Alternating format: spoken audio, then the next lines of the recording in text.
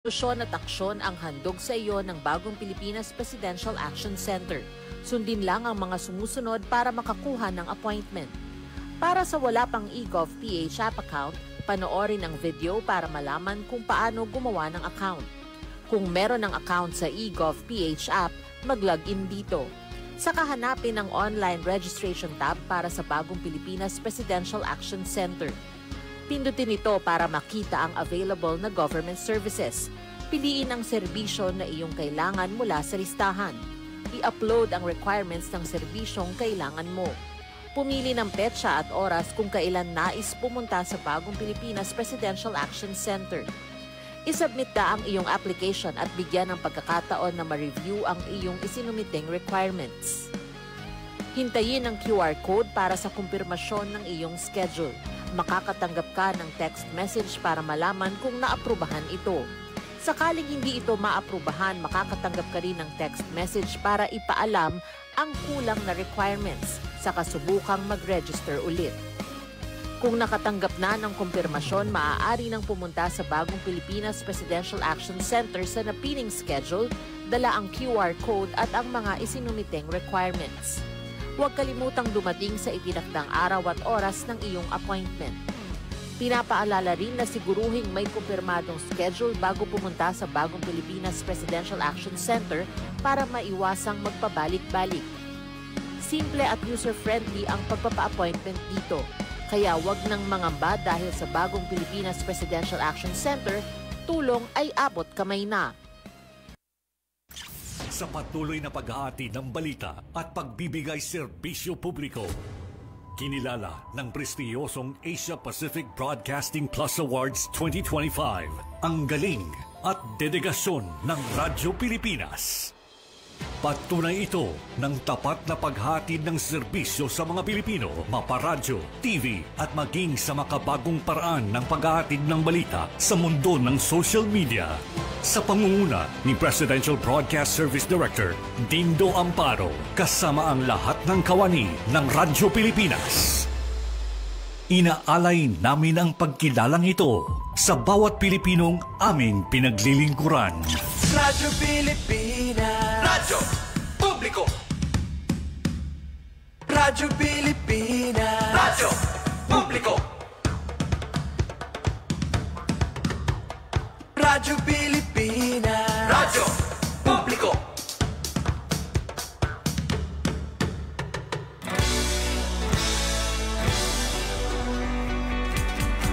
Mahalagang mga balita, napapanahong impormasyon. Kami ang inyong gabay pag may bagyo at sakuna. Serbisyo ng gobyerno kapag may nangangailangan. Mga proyekto ng Pangulo, damang-dama ang pagmamahal niya. Tulay ng mga hinaing, ang problema ng bayan ating lulutasin. Tulay sa himpapawid, tulay ng pagbabago. Radyo Pilipinas, Radyo Publiko ng Bagong Pilipinas. Radyo Publiko, Radyo Pilipinas, Radyo Publiko ng Bagong Pilipino. Mga proyekto ng Pangulo, damang-dama ang pagmamahal niya. Radyo Pilipinas, Radyo Publiko, ang boses ng Pangulo.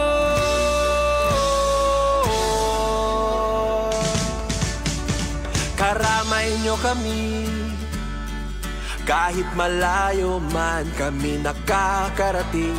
OFW magsasaka, buhay ay iba't iba, san mang lugar ng bansa natin.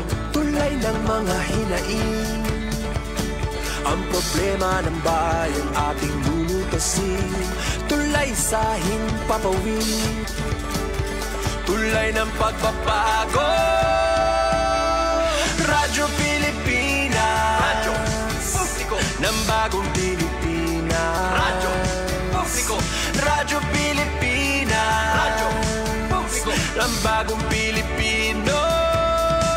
Mga proyekto ng Pangulo, damang-dama ang pagmamahal niya. Radyo Pilipinas, radyo publiko, ang boses ng Pangulo. Radyo publiko, Radyo Pilipinas, radyo publiko, Radyo Pilipinas. It's Cope with me time na. Oras na to give yourself some love. Huminga, mamalandong, ngan sudlo naton kalugaringon para makakope sa daily stress sa aton kinabuhi. Updiak niyo bumiyahe, ngan i-navigate an ups and downs san kada adlaw nga kinabuhi para makita ang kusog nga adila permi sa aton kalugaringon. Mao sa mga nag-break pala o sa mga may ginpipinsar nga problema o sa mga karuyag mamiling guidance o comfort, adi and cope with me para updan ka. Remember, waray problema nga dako kung ato na ato bangon san kaisog, pagpaid ngan kahibaro nga mayada mga tabo nga dala permi na mamati ngan mag-cope with you. Mao, get ready to tune in.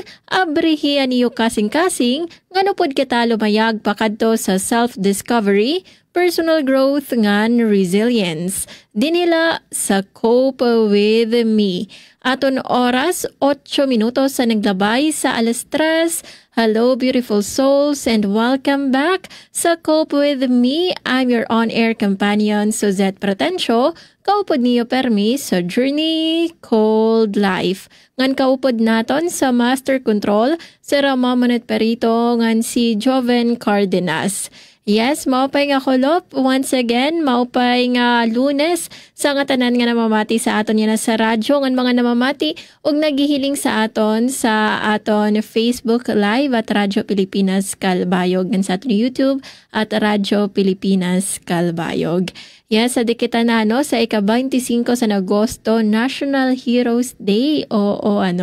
So yan na nga aton pagsalinurog sa aton National Heroes Day. Hinaton ta nga iyo pamalandungan liwat iyo pinsaron kung sino ba iyo mga heroes sa iyo kinabuhi, diba? Pwede dito ng iyo mga sangkay, kaganak o miyembro sa iyo pamilya nga talaga man god nga baga sira naging hero kay bagaan na save nera an iyo kinabuhi pinaagi san paghatag inspirasyon to keep on moving forward. Mao sino dala yung mga heroes, don't forget to thank them as we celebrate an iningaton National Heroes Day. But of course pamalandungan gihapon naton an mga sakripisyo nga ginhatag sa aton o mga sakripisyo nga ginbuhat sa aton mga heroes aton mga kilala nga mga heroes sugad kanda Jose Rizal, Bonifacio, Mabini, ang iba pa nga mga heroes, diba, si General Luna.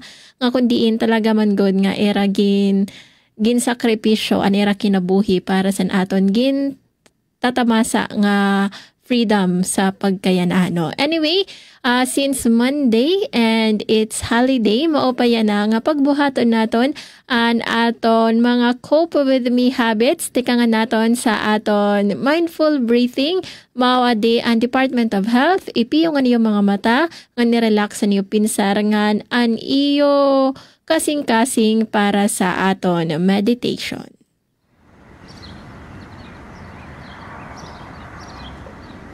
Humanap ng isang komportableng pwesto. Dahan-dahang ipikit ang iyong mga mata at ilapag ang iyong mga kamay sa iyong tuhod. Ituon ang iyong atensyon sa pagkakadikit ng iyong katawan sa kung saan ka man nakaupo o nakasandal. Pakiramdaman ang bigat ng iyong katawan sa iyong inuupuan. Siguruhing tuwid ang iyong likod at komportable ka. Huminga na malalim. Inhale. Exhale. Inhale. Exhale. Habang patuloy kang humihinga ng malalim, i-relax ang iyong balikat, ang iyong tiyan, ang iyong mukha, ang iyong mga kamay, pababa sa iyong mga binti at paa. Bigyang pansin ang mga ito at dahan-dahang bitawan ang anumang tensyon. Ngayon, muling ituon ang iyong atensyon sa iyong paghinga. Obserbahan kung paanong dumadaloy ang hangin papasok sa iyong ilong, papunta sa iyong lalamunan, patungo sa baga, at palabas muli sa iyong ilong. Bigyang pansin ang bahagyang pag-angat at paglubog ng iyong dibdib at tiyan sa bawat inhale at exhale. At subukang gawing natural lamang ang paghinga at mag-relax. Ngayon, pagtuunan ng pansin ang pakiramdam ng iyong paghinga sa iyong ilong. Pakiramdaman ang iyong hininga habang ito'y pumapasok at lumalabas. Mag-focus lang sa pakiramdam na ito sa tuwing paghinga at paglabas ng hininga. Maaari mong mapansin na malamig ang hangin pumapasok sa iyong ilong at mas mainit naman ang lumalabas na hininga. Kapag napaisip sa ibang mga bagay o kung may mga bagay man na nakakadistract sa iyo ngayon, bigyang pansin lang na ito'y mga naiisip mo lamang at bahagyang ibalik ang iyong atensyon sa iyong paghinga at huminga ng malalim at ilabas. Pansinin ang unti-unting paghinahon ng iyong katawan. Pagtuunan ng pansin ang iyong paghinga at payagang dumaan ang mga ibang laman ng iyong isipan at mga nararamdaman habang tuloy-tuloy ang paghinga. At kung ika'y handa na, ibalik ang iyong atensyon sa pagkakadikit ng iyong katawan sa iyong inuupuan o sinasandalan at dahan-dahang imulat ang iyong mga mata. Alright, adto nato no 3-minute mindful breathing matikang sa Department of Health. Ngan sa pagkayana, kadi naman kita sa aton ikaduha nga Cope With Me habit, aton sudlo na naton kalugaringon, pakanhan naton kalugaringon, para mas makilala pa naton kalugaringon. Tara, mag-journal kita. Para sa naton journaling prompt, yan ang kulop sa Lunes, ang naton pa kay Ana, can an ordinary life be heroic? Otrohon ko, can an ordinary life be heroic? So nini nga aton journaling prompt giniimbitahan kita nga mamalandong ngan aton eksaminon ang meaning sa heroism beyond daniton mga grand gestures o beyond sa public recognition kay oftentimes 'di ba kay kun aton pipinsaron hero nga ni an nasulod dayon sa aton pinsar 'di ba sira of course aton mga heroes ka mga kilala sa Jose Rizal, 'di ba? General Luna, o pwede natin mga fiction nga mga heroes, 'di ba? Like Superman, Darna, 'di ba? Captain Barbell. Pero ini nga mga heroes, inisirain mga nakakabot mga extraordinary nga mga achievements nga kundiin may dasiragin save gintalwas nga kinabuhi siraan nanguna sa revolusyon, 'di ba? O they have made history. Pero ini nga aton prompt, ini nga aton pa kay Ana, ini ginduduso kita nga kitaon an mga ordinaryo la nga mga kinabuhi mga ordinaryo nga mga forms and kadasig ngan san kaisog kay an ordinary life para sa ako ordinary life iton nga ordinaryo la nga kinabuhi the mundane it can be heroic in the way nga pwede when someone chooses permi and kindness, diba? Iton nga may daka na rason to really sow hatred in your heart pero still ginpipili mo nga magpasaylo, ginpipili mo to give kindness to the world despite of the things that have happened sa imo kinabuhi. Or it could be in the way that someone talaga nga ginpapanindugan talaga nira prinsipyo against all odds, or just someone who keeps on moving forward despite sa mga kakurian nga era ginaatubang. So ang heroism para sa akon, it can be found in the ordinary life of so many people nga iton, although diri ito napapansin sa iba nga mga tao, kay we are not making history out of it, we are not leading a revolution, but maybe it can change lives quietly, labi na sa ton mga nakapalibot la sa aton. So ang pagpamalandong san sini nga aton journaling prompt, ini pwede naton pinaagi san pagbaton, pwede nga aton makita ang balor san aton mga kalugaringon nga mga pagpangalimbasog sa kada adlaw in the ways nga kita ginpipili naton to take one step forward all the time and for those people around us liwat nga kundiin na i-embody nera aniton nga quiet heroism. So nini naton journaling prompt higayon ini naton para ma-redefine naton what being a hero really means, and to see dignity and to see courage and resilience sa mga ordinaryo la nga kinabuhi. So ini nga ton journaling prompt makakabulig ini para mas maging mas maging grateful kita para sa aton mga unsung heroes sa aton kinabuhi, ngan maging grateful kita again sa aton kalugaringon nga pagpangalimbasog, and maybe just maybe you would see yourself as a hero sa imo kalugaringon nga kinabuhi, and that would inspire you and motivate you to keep on moving forward despite of the challenges that you may face along the way. Aton oras, 18 minutos sa naglabay sa 3:00. So trohon lang nato na naton journaling prompt, kanon ordinary life, be heroic. Iyo iton bato na nga again, there is no wrong or right answer sa pagbaton sa aton journaling prompt because it's your thoughts and it's your perspective. Sa aton pagbalik, ato naman paghaharampangan an usa nga topiko nga kundi indamon mga ka-relate and that is the beauty of being unfinished. Nga ito naton ilaligay nga naton pagharampangan sa aton pagbalik. Adi ana yan mga pipera nga mga pahibaro. And current affairs, top stories of the day, business, sports, music, and entertainment. Dadalhin sa inyo ng mas pinaganda, mas pinalawak, mas pinalakas. Radyo Pilipinas. Radyo Pilipinas Calbayo, DYOG 882 AM. Akala ko dati, sobrang mahal ng tablets. Pero dahil sa ASEAN, halos zero na ang buwis sa tech imports. Kaya mas affordable na sa mga tulad kong estudyante. Sa digitized custom system ng ASEAN, mas mabilis dumating ang mga learning gadgets. Mas konti ang delay, mas marami ang matututunan. Mas madali na mag-source ng parts at accessories ngayon. Dahil sa trade agreements ng ASEAN, mas mabilis ang cross-border shipping at mas mura ang gastos. Dahil sa mas malawak na internet sa ASEAN, kahit sa probinsya nakakabili na kami ng tech online.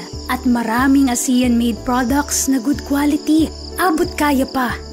ASEAN supports local innovation. Meron tayong mga hubs na tumutulong sa mga inventors at startups gaya ko para protektahan ang ideas at gawing negosyo. Hindi ako techie pero ngayon marunong na ako magbayad at tumanggap ng QR gamit ang phone. Dahil sa ASEAN, mas accessible ang technology kahit sa maliliit na negosyo. Dahil sa digital trade provisions ng ASEAN, mas maraming tech brands online. Nakaka-order ako ng gadgets at accessories na dati ay imported lang. Ngayon, mas mura at legal. Dahil sa ASEAN, mas abot kaya ang tech, mas mabilis ang access, at mas maraming oportunidad para sa lahat. Innovation across borders para sa bawat Pilipino. Time to celebrate kulturang Pinoy. Tradisyon, musika, sining, literatura at iba pa. Anything and everything fun and Filipino. Ito ang Pinoy Kultura. One of the fondest memories I have as a kid is riding the jeepney. It made me feel like a king. Dahil ito ang King of the Road. Jeepney or Jeep is a cultural symbol that has transported us to school, the office, sa mall, at sa iyong first date. Mura, makulay, at mabilis. Yan ang ating jeep. Maaari bang umusog-usog ng konti? Sakay na! Yan ang Pinoy Kultura because our culture is cool. Aton oras, 21 minutos sa naglabay sa alas 3. Kamo in padayon nga namamati sa Cope With Me, your go-to radio show for navigating life stress din hila sa aton estasyon 882 kHz sa DYOG Radyo Pilipinas sa Radyo Publiko Calbayog. Ngan sa pagkayana, siring ko nga ni kanina, no, antes kita nga mag-break, nga aton paghaharampangan, ano sa nga tupiko, nga antitulo, The Beauty of Being Unfinished. So, ini ano nga aton niya na pagharampangan, I think damo sinan makaka-relate, diba? Kay, bagan kasi kita sa aton niya na moderno nga panahon, bagan everyone is expecting, especially aton mga millennials, nga everything, ani mo kinabuhi, you should have figured it out, diba? Kananglan bagan complete ka na, especially when you entered adulthood, diba? Naka na sa mga siguro late 20s, diba? 27, maybe 30. Nga dako to na feel kasi in pressure nga kinahanglan you have everything figured out na, kinahanglan kumpleto ka na, you are complete.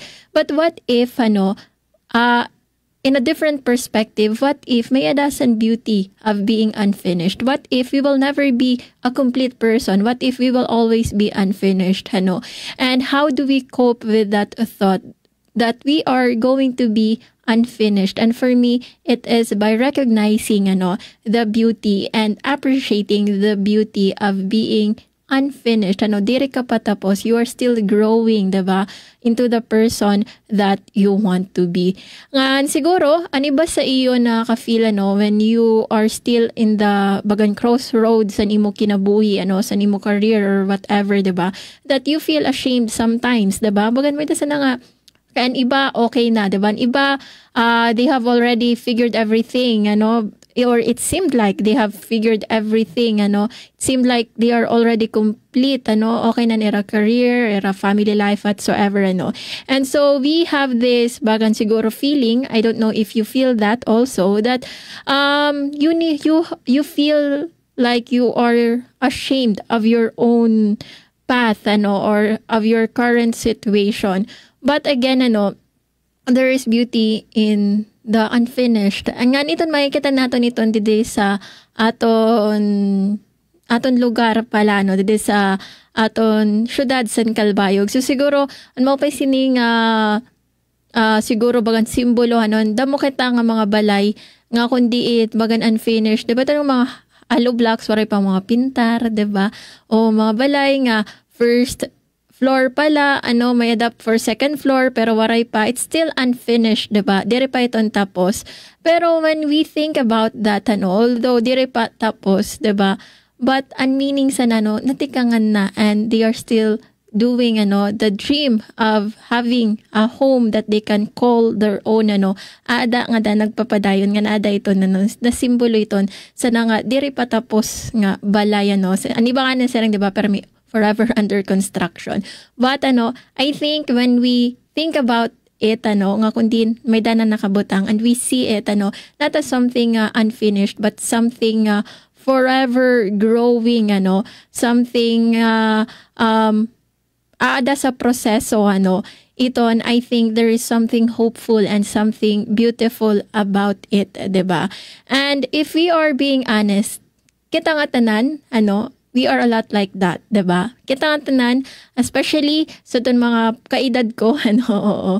Kita nga tanan, for me, I think that we are all unfinished. And dare I say, patilot sa mga medyo may edad na, sa mga kalagsan na, because we are always evolving and we are always growing, We are all patchy, diba? We have all flaws, diba? And so, ito, there is beauty sa nga kundi we are being unfinished, because that just goes to show that there is still room for growth and there is still room for the so many version nga maabot sa aton kinabuhi. So ang pressure nga kinahanglan kumpleto ka na that you are done finished product ka na, it can crush us of course, diba? Linabi na san sini nga aton moderno nga panahon, kundiin magkikita-lakita sa aton cellphone sa social media, we are bombarded by these people nga kundiin again that seemed like they are already the finished version of themselves of themselves, or a finished version, a complete version san era kalugaringon adton mga tao nga an imo mga ginuungara era na aada na sa era imo mga ginuungara. So siguro nakakapinsar ka nga ako san uman, diba? Ako kay waray pa but maybe waray pa diri ang karuyog singon sana nga diri na may hinabuan or waray na hope, waray na paglaom, waray pa bay kay maabot pa ito So maybe being unfinished again, it symbolizes room for so many things room for different version that you will meet room for growth mga chapters mo kinabuhi nga maabot pa imo pa susuraton and room for many unexpected things to happen, diba? So paano ba nga kita makakope for being unfinished when we feel that pressure to be complete, So at the end, siguro pipira lang ang mga tips nga akong maihatag for you to cope, and for you to have a little bit of comfort, when you feel like, you are incomplete, when you feel like you are being, left behind by sa mga tao nga nakapalibot sa imo. So una is i-shift your timeline, remind yourself nga mga magadordelain nga mga tawa iba-iba an aton pace iba-iba an aton paths nga gin tatahak naton ginaagian. So siguro sa imo delay pero maybe diri ton delay, maybe it is just a preparation para sa imo para sa maabot sa imo nga blessing. Panduha is of course, i-celebrate mo ang mga small progress nimo. Kung nakatapos ka sa usa nga small task, diba? O nakasave ka miskan 100 pesos lang, may ka na save 100 pesos every week. Uy, dako na ito Imagine may ka 100 pesos every week, so may ka 500 or 700 sa kada semana. Kung imo iton isa-sum up, dako na ito So maybe iton laan yan imo savings, Iton guti ay la iton, pero kung susumahon kung aton ito total, dako na iton siya nga butangan sugad na lasan adto nga balay nga example ko kanina, diba? Maybe some of you wouldn't appreciate it, but then if you see it ada na iton slowly building an imo dreams pinaagi sana nga mga small nga mga wins, small progress. Pantulo is aton i-detach an imo kalugaringon san word nga perfect, diba? Kay waray man perfect, waray man good talaga perfect. So ayaw paghulat nga magkamayada ka san perfect time, diba? O perfect opportunity para mahipakita mo an imo talent o an imo skill an imo gifts just strike while the iron is hot, or sirang pangani sa akong sangkay sa to, 10 seconds or 30 seconds, 10 seconds I think, 10 seconds of courage la, mo kinahanglan to do something, diba? To start doing something. So, of course, you need to prepare, but then, when kinahanglan mo and perfect timing to do something, I don't think nga makakahimo ka, you will do something or you will take a move forward to achieve your dreams because a perfect timing diri iton maabot, because there is no perfect waray sugad sana nga butang. Panupat, and lastly is of course trust the process. So pag tuod la nga iton nga mo ginihimo mga ka-Korean nga mo ginagian iton nga mo proseso iton in preparasyon para sa imo to really achieve your dreams, and when that time comes around you are a better version sa nimo kalugaringon nga kundiin talaga you are mature and you can handle everything nga maabot sa imo, because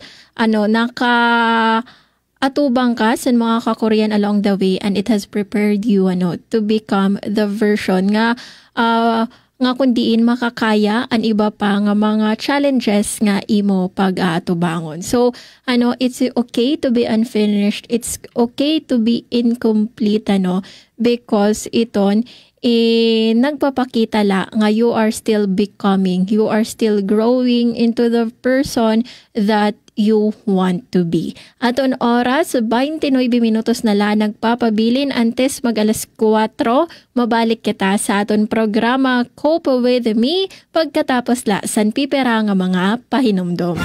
News and current affairs, top stories of the day, business, sports, music, and entertainment. Dadalhin sa inyo ng mas pinaganda, mas pinalawak, mas pinalakas. Radyo Pilipinas. Radyo Pilipinas, Calbayo, DYOG, 882 AM. Dekada man ang hinintay. Sa panahon ni Pangulong Ferdinand R. Marcos Jr., tuloy na ang Cebu Bus Rapid Transit System na siyang kauna-unahan sa Pilipinas. It involved a great deal of very meticulous planning to get it absolutely correct, and I think that they have done a good job, and that is why we are here today. Inaasahang nasa 100 at 60,000 pasahero ang maseserbisyohan oras sa matapos samuo ang proyekto. Sa bagong Pilipinas, ang biyahe ng bawat Pilipino ay mabilis, maginhawa at ligtas. Sa ASEAN, iisa ang laban pagdating sa kalusugan. Kaya't ang banta sa isa ay banta sa buong rehiyon. Ito ang diwa ng One Region, One Health. Alam niyo ba, noong kasagsagan ng pandemya, nagpadala ng tulong ang mga kapitbansa ng mga PPE, test kits at kaalaman. Dahil sa koordinadong aksyon ng rehiyon, mabilis at maayos itong naiparating sa mga nangangailangan. Nagkaroon ng online training, palitan ng datos at sabayang aksyon. Bawat bansa alam ang susunod na hakbang kahit magkakaiba ng hamon. Nagkaisa rin ang mga scientists at health workers mula sa iba't ibang bansa. Nagtulungan sila sa pagbabahagi ng research, pagbuo ng solusyon at pagtuturo para mas mapabilis ang tugon. At hindi lang kalusugan ng tao ang mahalaga. Minsan, ang sakit ay nagmumula sa hayop o kapaligiran. Lahat naramdaman natin yung impact ng COVID sa ating day-to-day living. And sabi nga nila is yung COVID may have come from bats na tumalon sa ibang species and then eventually sa humans. So nagkaroon tayo ng ganung klaseng awareness na ang biodiversity loss, pag nangalaga tayo ng kalikasan natin, it can actually support our efforts to prevent in the long term yung mga zoonotic diseases or mga pandemic. Kaya mahalaga ang kabuuang pagtingin sa kalusugan ng tao, hayop at kalikasan o ang tinatawag na One Health. Isa itong pagtutulungang paraan para sabay-sabay mapangalagaan ang lahat ng ito, lalo na laban sa mga bagong sakit, resistensya sa gamot at epekto ng climate change. Dahil sa ASEAN, mas mabilis ang tulong, mas handa tayo at mas ligtas ang bawat isa sa rehiyon. One Region, One Health. Aton oras, 26 minutos na lang nagpapabilin antes mag-alas 4, kamoin padayon nga namamati sa Cope With Me denhila sa 882 kHz DYOG Radyo Pilipinas, Radyo Publiko, Calbayog. Ngan sa pagkayana, good vibes kita san pipera nga mga good news. Radyo Pilipinas, report. Para sa aton siyahan nga maupay nga balita, Department of Human Settlements and Urban Development mas ginpakusog ang proteksyon para sa mga home buyers. Ginpakusog yan na sa Department of Human Settlements and Urban Development o DHSUD ang mga pitad agud mas maproteheran ang mga home buyers sa ilarom sa mandato sa sininga departamento. Sumalakan Secretary Jose Ramon Aliling, gintagan niya direktiba si Senior Undersecretary Sharon Faith Pakis nga mas mapadali ang pagresolba sa mga reklamo nga igin papasa sa DHSUD. Iniin kabahin sa Zero Backlog Program nga nakatalaan sa 3,000 o iniin may adasan 3,100 nga kaso tikang sa 2020 kundi 82 na laan na hibibilin nga ginlalauman nga matatapos sa masunod nga mga adlaw. Dugang pa gintikangan sa DHSUD ang kampanya nga Dream Tips basi igiya ang publiko sa sakto nga proseso sa pagpalit sa real estate properties. Ginatagan doon pa ni Aliling nga mga home buyers nga angayla nga magkamayada san kasiguraduhan ngan klaro nga serbisyo sa pagtuman gihapon san talinguha san epektibo ngan transparent nga panggobyernuhan. Dugang panaton nga good news, Philippine Army nakakolekta san masobra 3,000 nga blood bags. Nakakolekta ang Philippine Army sa 3,015 nga blood bags pinaagi sa Army-wide simultaneous blood donation nga ginbuhat kasan Kolop Agosto 23 como kaparte sa pagsalinurog sa National Heroes Day. Sumalakan Colonel Louis de Maala, Philippine Army spokesperson, ginpangunahan ini nga aktibidad ni Army Commander Lieutenant General Antonio Navarrete nga nagpasalamat nga nagdayaw sa mga tropa, reservists, civilian volunteers ngan stakeholders tungod sa nera dedikasyon ngan pagka-heroic. Dugang pa, ginpahayag ni Navarrete nga padayon ang Philippine Army sa pakiguyon sa mga komunidad, pinaagi sa life-saving support sugad sa voluntaryo nga pagdonar sa dugo. Dugang panaton nga maupay nga balita, konektadong Pinoy Bill opisyal na nga balaod.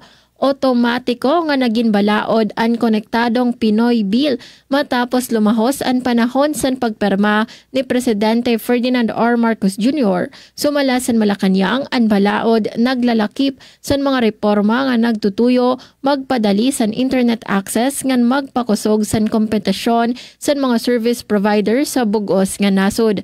Sa ilarom sini papasayunon ang licensing procedures, papalaparon ang infrastructure sharing ngan tutugutan ang bago nga mga players nga maka-invest sa broadband ngan data facilities bisan waray congressional franchise. Ginlalauman nga magpapadali ini sa pag-roll out sa internet sa mga baryo nga waray pa serbisyo labi na sa harayo nga lugar ngan mga eskwelahan. Samtang nagkamayada kabaraka ang iba nga telcos tungod sa posibilidad sa unfair competition. Nakatalaan naman nga maggawa sa Department of Information and Communications Technology o DICT sa implementing rules and regulations sa sulod sa 90 ka adlaw. Dugang panaton nga good news, Department of Social Welfare and Development o DSWD nakig-alyansa sa 22 nga ospital ngan kompanya para mapahilawig ang guarantee letters.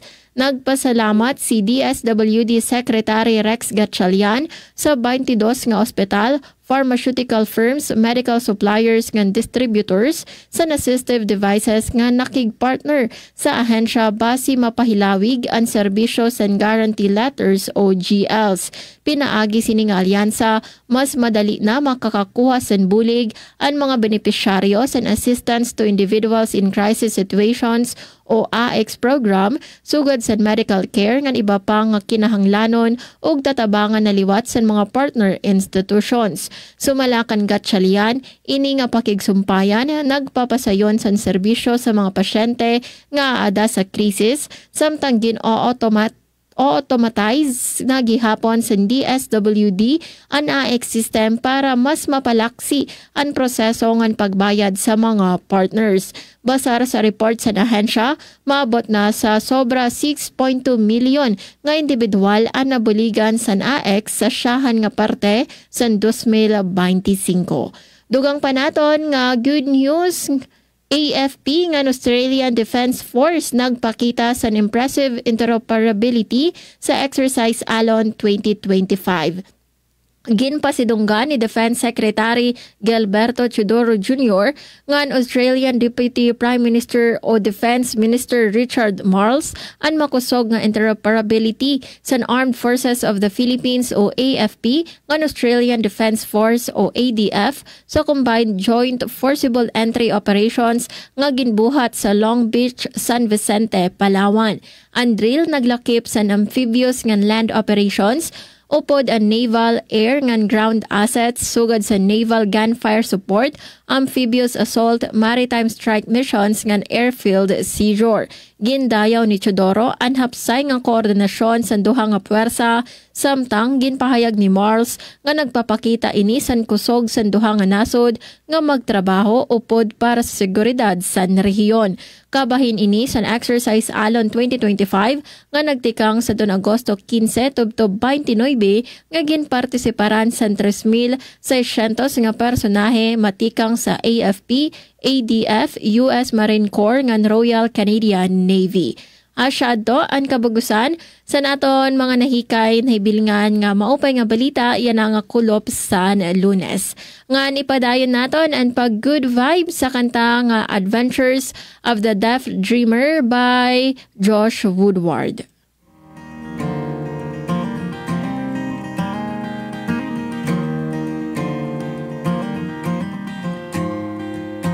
Once I had this dream that I was standing in Osaka. There was a geisha and a refugee. And deep down in her pocket there was a tarnished silver locket, and the picture frame had always been empty.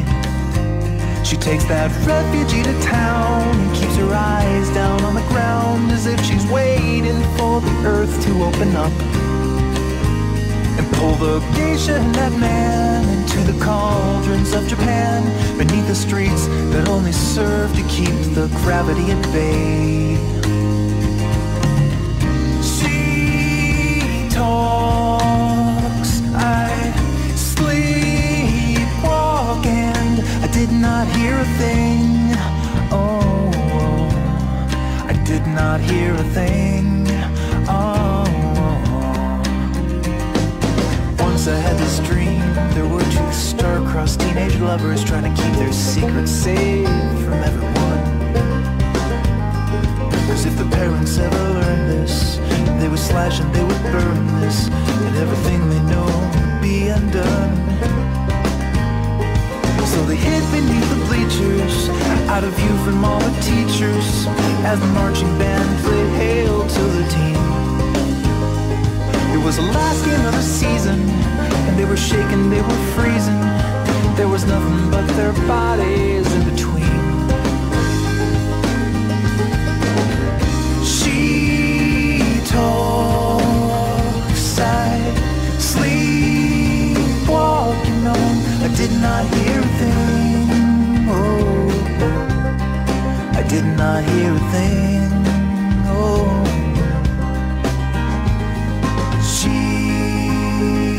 Wide awake. So why am I asleep? She's wide awake. So why am I asleep? Once I had this dream that I could see inside your mind, and all the mysteries unraveled like a thread. Once I had this dream that I could see inside my own mind, past an aisle and the walls inside my head. And it all was making sense as I let go of my defenses, and I saw the world for what it really was. And I opened up my eyes to see the end of the disguise, but I was blind before I even saw a thing. She talks, I sleepwalk, you know. I did not hear a thing. Oh, I did not hear a thing.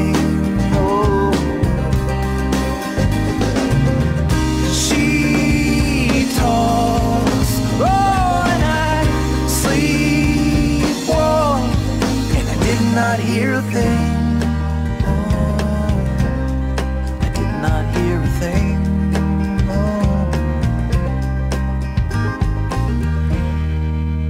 Aton kanta nga Adventures of the Deaf Dreamer by Josh Woodward. Aton oras 45 minutos sa naglabay sa alas 3. Mabalik kita sa aton programa pagkatapos la san pipira nga mga pahinomdom. New news and current affairs, top stories of the day, business, sports, music, and entertainment. Dadalhin sa inyo ng mas pinaganda, mas pinalawak, mas pinalakas. Radyo Pilipinas. Radyo Pilipinas Kalbayo, DYOG 882 AM. Hindi na lang sa sariling bayan na ipapamalas ang talento ng Pilipino. Dahil sa ASEAN, umaabot na sa iba't ibang panig ng rehiyon ang sining natin, kinikilala, pinapakinggan at hinahangaan. Alam mo ba, mas marami na ang Filipino artist na naipapakita ang kanilang obra sa buong Southeast Asia dahil sa ASEAN. I can't wait for ASEAN to create more programs that will encourage collaboration. I think what would be nice is meeting the past participants. ASEAN would be open to residencies not just for artists but also to writers, to art critics, to curators, to other cultural workers. Sa ASEAN Artist Residency Program, ilang Pilipino na ang napiling lumikha ng sining sa Jakarta, Indonesia at ang kanilang likha bahagi na ngayon ng permanent collection ng ASEAN Gallery. Mayroon ding Connect ASEAN, isang art exchange program na gumagamit ng online at on-site exhibits sa mga palabas sa Manila, Jakarta at Busan. Tampok ang mga likha ng Filipino artist sa harap ng libu-libong manonood. At nitong 2024, tampok rin ang galing ng mga Filipino graphic artist sa ASEAN Graphic Arts Exhibition sa Vietnam, kasama ang higit 150 likha mula sa buong ASEAN. Pero higit pa sa pagpapamalas ng husay sa sining ang layunin ng ASEAN. Sa pamamagitan nito, nabubuo ang palitan ng kultura at ideya sa pagitan ng mga artist mula sa iba't ibang bansa. Mula rito'y sumisibol ang koneksyon, pagkakaibigan at mga obrang mas makabago, mas makulay at mas makahulugan. Dahil sa ASEAN, ang sining ng Pilipino ay hindi na lang para sa lokal na eksena. Ngayon, may entabladong regional, mas malawak, mas makulay at mas kinikilala. Kalusugan ang pinakamahalagang yaman at ano pa man ang estado sa lipunan, bawat isa pangangalagaan, walang maiiwan dahil sa bagong Pilipinas, bawat buhay mahalaga. Sa ilalim ng 8-point agenda ng kagawaran ng kalusugan ng Administrasyong Marcos, hindi na lang pangarap ang masiglang Pilipinas. Bawat Pilipino ramdam ang kalusugan. Ginawang accessible ang pagbabakuna, interbensyon sa nutrisyon, serbisyong maternal at mental health at pinag-ibayo ang kapabilidad sa pagdetect, paggamot at pagkontrol sa mga sakit na hindi nakakahawa o non-communicable diseases para sa mas ligtas, dekalidad at mapagkalingang serbisyo. Pinaunlad din ang teknolohiya para sa mas mabilis na serbisyo. Para sa bawat komunidad, ang kalusugan ay pangunahing prioridad. Bawat buhay ay mahalaga sa Administrasyong Marcos. Kaya makakaasa ang bawat Pilipino na kaagapay nyo ang pamahalaan sa bago ninyong simula.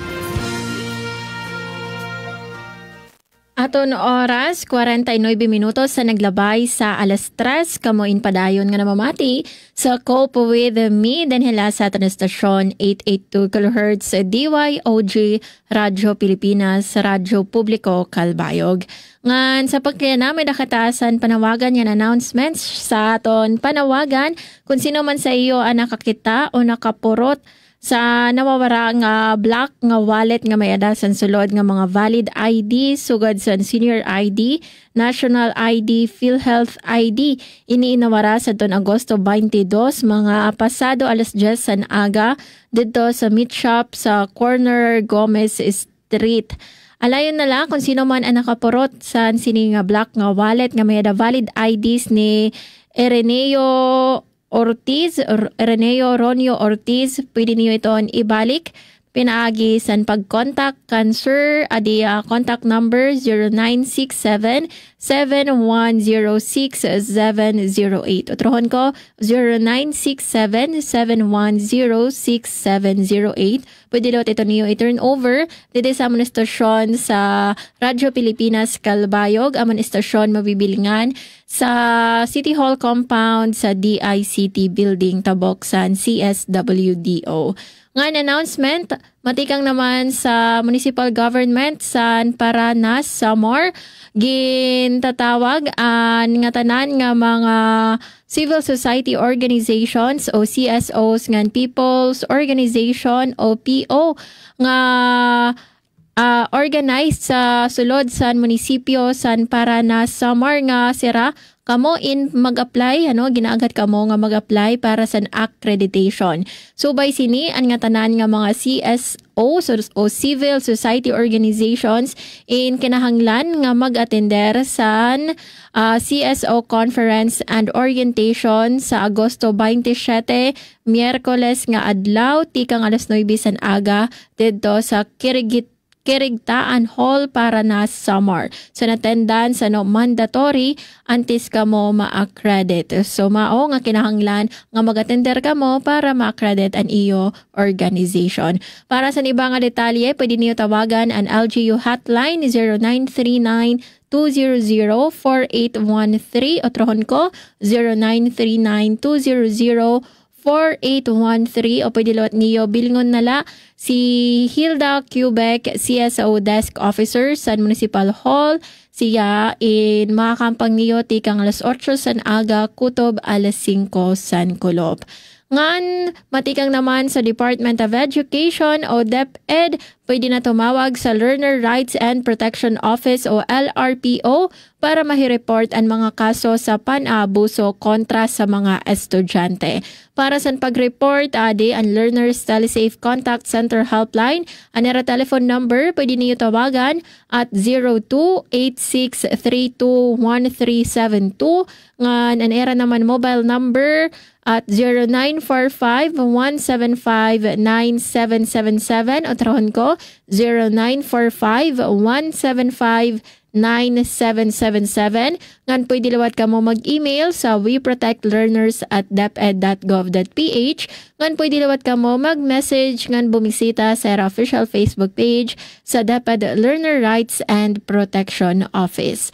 Ngan kay harani naman mag alas 4, niyan nga alas 4 tara, durungan kita mag 4 o'clock sa Bayang Habit para denget out. Niyan nga alas 4, ayaw kita kalimot nga mag-search and destroy sa mga lugar nga pwede panimalayan sa lamok, sugad sa mga daan nga paligad, mga luho nga kalsada o tuna, mga baldeng and drum, alulod, anything and anywhere nga gintitirukan sa tubig, pwede iton maging panimalay sa lamok ngan kete-kete nga nagdadara sa dengue. Mao niyan nga alas 4 pamilingon naton iton ipanlabog niton nga mga pwede nga maging breeding sites san kete-kete ngan lamok ngan para sa don may ada mga baldeng and drum nga waray takop, alayon nala pagtakop sa niyo baldeng and drum para iton diri maging panimalay san kete-kete ngan lamok.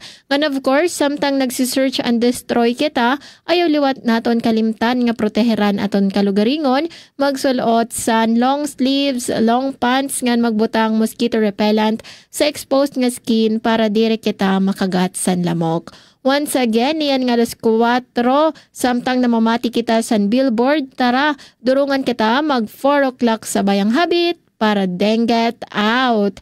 Ngan bueno, nga di nagtatapos ang aton one day edition sa naton programa. As always, nagpapahinumdum kami sa iyo to be the grace you need for yourself. That's all for today's episode of Cope With Me. Mababatian niyo permi kadalas 3 hangtod alas 4 tikang Monday to Thursday. Kaupod naton sa Master Control, si Ramamonet Perito ngan si Joven Cardenas.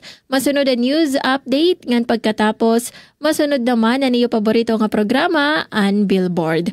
Aton oras 3:54. Salamat sa pamati. Again, this is Suzette Pretencio. Kaupod niyo permi sa Journey Called Life. News and current affairs, top stories of the day, business, sports, music, and entertainment. Dadalhin sa inyo ng mas pinaganda, mas pinalawak, mas pinalakas. Radyo Pilipinas. Radyo Pilipinas. Radyo Pilipinas, Calbayo, DYOG, 882 AM. Mula sa pinakamalawak na newsroom sa buong Pilipinas. Ito ang Radyo Pilipinas News Update.